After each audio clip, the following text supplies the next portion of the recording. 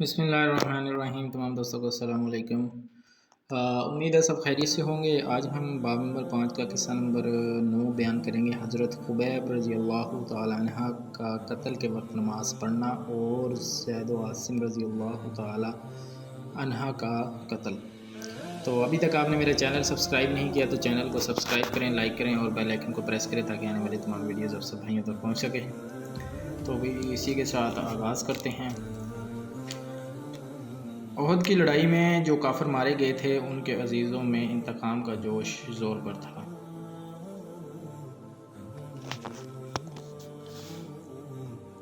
سلافہ نے جس کے 2 بیٹے اس لڑائی میں مارے گئے تھے منت مانی تھی کہ اگر عاصم کا جنہوں نے اس کے بیٹوں کو قتل کیا تھا سر ہاتھ آ جائے تو اس کی کھوپڑی میں شراب پیوں گا، اور اس لیے اس نے اعلان کیا تھا کہ جو عاصم کا سر لائے گا اس کو 100 اونٹ انعام دوں گی۔ سفیان بن خالد کو اس لالچ نے آمادہ کیا تو وہ ان کا سر لانے کی کوشش کرے، چنانچہ اس نے اصل و فقراء کے چند آدمیوں کو مدینہ منورہ بھیجا۔ ان لوگوں نے اپنے کو مسلمان ظاہر کیا اور حضور اقدس صلی اللہ علیہ وآلہ وسلم سے تعلیم و تبلیغ کے لیے اپنے چند حضرات کو بھیجنے کی درخواست کی، اور حضرت عاصم رضی اللہ تعالیٰ عنہ کے بھی ساتھ بھیجنے کی درخواست کی کہ ان کا باعث پسندیدہ بتلایا۔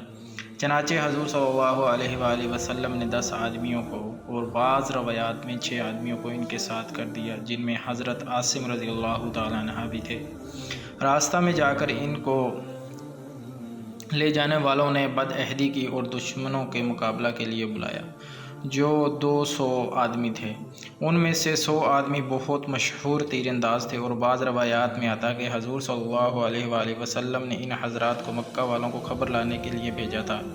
راستہ میں بنو لحیان کے 200 آدمیوں سے مقابلہ ہوا۔ یہ مختصر جماعت 10 آدمیوں کی یا 6 آدمیوں کی یہ حالت دیکھ کر ایک پہاڑی پر جس کا نام فدفد تھا چڑھ گئی۔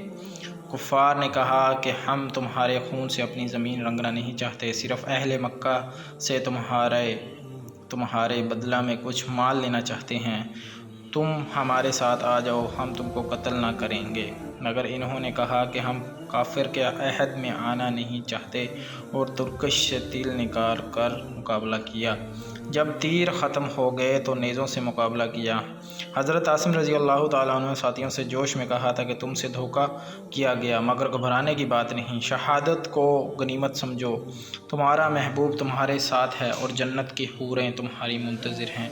یہ کہہ کر جوش سے مقابلہ کیا، اور جب نیزہ بھی ٹوٹ گیا تو تلوار سے مقابلہ کیا۔ مقابلوں کا مجمع کثیر تھا، آخر شہید ہو گئے، اور دعا کی کہ یا اللہ اپنے رسول صلی اللہ علیہ وآلہ وسلم کو ہمارے قصہ کی خبر کر دے۔ چنانچہ یہ دعا قبول ہوئی، اور اسی وقت اس واقعہ کا علم حضور صلی اللہ علیہ وآلہ وسلم کو ہو گیا، اور چونکہ عاصم رضی اللہ تعالیٰ عنہ یہ بھی سن چکے تھے کہ سلافہ نے میرے سر کی کھوپڑی میں شراب پینے کی منت مانی ہے، اس لیے مرتے وقت دعا کی یا اللہ میرا سر تیرے راستہ میں کاٹا جا رہا ہے، تو ہی اس کا محافظ ہے۔ وہ دعا بھی قبول ہوئی، اور شہادت کے بعد جب کافروں نے سر کاٹنے کا ارادہ کیا تو اللہ تعالیٰ نے شہد کی مکھیوں کا، اور بعض روایات میں آتا ہے کہ بھیڑوں کا ایک فول بھیج دیا جس نے ان کو چاروں طرف سے گھیر لیا۔ کافروں کو خیال تھا کہ رات کے وقت جب یہ اڑ جائیں گی تو سر کاٹ لیں گے، مگر رات کو ایک بارش کی رو آئی اور ان کی نعش کو بہا کے لے گئی۔ اس طرح 7 آدمی یا 3 آدمی شہید ہو گئے، غرض 3 باقی رہ گئے۔ حضرت خبیب رضی اللہ تعالیٰ عنہ اور حضرت زید بن دسنہ رضی اللہ تعالیٰ عنہ اور حضرت عبداللہ بن طارق رضی اللہ تعالیٰ عنہ، ان تینوں حضرات سے پھر انہوں نے عہد پیمان کیا کہ تم نیچے آ جاؤ، ہم تم سے بد عہدی نہ کریں گے۔ یہ تینوں حضرات نیچے اتر آئے، اور نیچے اترنے پر کفار نے ان کو کمانوں کی تانت اتار کر ان کی مشقیں باندھیں، اور حضرت عبداللہ بن طارق رضی اللہ تعالیٰ عنہ نے فرمایا کہ یہ پہلی بد عہدی ہے، میں تمہارے ساتھ ہرگز نہ جاؤں گا۔ ان شہید ہونے والوں کا اقتدار ہی مجھے پسند ہے۔ انہوں نے زبردستی ان کو کھینچنا چاہا، مگر یہ نہ ٹلے۔ تو ان لوگوں نے ان کو بھی شہید کر دیا۔ صرف 2 حضرات ان کے ساتھ رہے جن کو لے جا کر ان لوگوں نے مکہ والوں کے ہاتھ فروخت کر دیا۔ اور ایک حضرت زید بن دثنہ رضی اللہ تعالی عنہ جن کو صفوان بن امیہ نے 50 اونٹ کے بدلہ میں خریدا تاکہ اپنے باپ امیہ کے بدلہ میں قتل کرے۔ دوسرے حضرت خبیب رضی اللہ تعالیٰ عنہ جن کو حجیر بن ابی احاب نے 100 اونٹ کے بدلے میں خریدا تاکہ اپنے باپ کا بدلہ میں ان کو قتل کرے۔ بخاری شریف کی روایت ہے کہ حارث بن عامر کو اولاد نے خریدا کہ انہوں نے بدر میں حارث کو قتل کیا تھا۔ صفوان نے تو اپنے قیدی حضرت زید رضی اللہ تعالیٰ عنہ کو فوراً ہی حرم سے باہر اپنے غلام کے ہاتھ بھیج دیا کہ قتل کر دیے جائیں۔ ان کا تماشا دیکھنے کے واسطے اور بھی بہت سے لوگ جمع ہوئے جن میں ابو سفیان بھی تھا۔ اس نے حضرت زید رضی اللہ تعالیٰ عنہ سے شہادت کے وقت پوچھا کہ اے زید، تجھ کو خدا کی قسم سچ کہنا، کیا تجھ کو یہ پسند ہے کہ محمد صلی اللہ علیہ وآلہ وسلم کی گردن تیرے بدلے میں مار دی جائے اور تجھ کو چھوڑ دیا جائے کہ اپنے اہل و عیال میں خوش و خرم رہے؟ حضرت زید رضی اللہ تعالیٰ عنہ نے فرمایا کہ خدا کی قسم مجھے یہ بھی گوارا نہیں کہ حضور اقدس صلی اللہ علیہ وآلہ وسلم جہاں ہیں وہیں ان کا ایک بھی کانٹا بھی چبھے اور ہم اپنے گھر میں آرام سے رہیں۔ یہ جواب سن کر قریش حیران رہ گئے۔ ابو سفیان رضی اللہ تعالیٰ عنہ نے کہا کہ محمد صلی اللہ علیہ وآلہ وسلم کے ساتھیوں کو جتنی ان سے محبت دیکھی اس کی نظر کہیں نہیں دیکھی۔ اس کے بعد حضرت زید شہید کر دیے گئے اور حضرت خبیب ایک عرصہ تک قید میں رہے۔ حجیر کی پابندی جو کہ بعد میں مسلمان ہو گئیں کہتی ہیں کہ جب خبیب ہم لوگوں کو قید میں تھے تو ہم نے دیکھا کہ خبیب ایک دن انگور کا بہت بڑا خوشہ آدمی کے سر کے برابر ہاتھ میں لیے ہوئے ہیں، انگور کھا رہے ہیں، اور مکہ میں اس وقت انگور بالکل نہیں تھا۔ وہی کہتی ہیں کہ جب ان کے قتل کا وقت قریب آیا تو انہوں نے صفائی کے لیے استرا مانگا، وہ دے دیا گیا۔ اتفاق سے ایک کمسن بچہ اس وقت خبیب کے پاس چلا گیا۔ ان لوگوں نے دیکھا کہ استرا ان کے ہاتھ میں ہے اور بچے کے پاس، یہ دیکھ کر گھبرائے۔ خبیب نے فرمایا کہ تم یہ سمجھتے ہو کہ میں بچہ کو قتل کر دوں گا؟ ایسا نہیں کر سکتا۔ اس کے بعد ان کو حرم سے باہر لایا گیا اور سولی پر لٹکانے کے وقت آخری خواہش کے طور پر پوچھا گیا کہ کوئی تمنا ہو تو بتاؤ۔ انہوں نے فرمایا کہ مجھے اتنی مہلت دی جائے کہ 2 رکعت نماز پڑھ لوں کہ دنیا سے جانے کا وقت ہے اور اللہ جل شانہ کی ملاقات قریب ہے۔ چنانچہ مہلت دی گئی۔ انہوں نے 2 رکعتیں نہایت اطمینان سے پڑھیں اور پھر فرمایا کہ اگر مجھے یہ خیال نہ ہوتا کہ تم لوگ یہ سمجھو گے کہ میں موت کے ڈر کی وجہ سے دیر کر رہا ہوں تو 2 رکعت اور پڑھتا۔ اس کے بعد سولی پر لٹکا دیے گئے تو انہوں نے دعا کی، یا اللہ، کوئی ایسا شخص نہیں ہے جو تیرے رسول صلی اللہ علیہ وآلہ وسلم تک میرا آخری سلام پہنچا دے۔ چنانچہ حضور صلی اللہ علیہ وآلہ وسلم کو بذریعہ وحی اسی وقت سلام پہنچایا گیا۔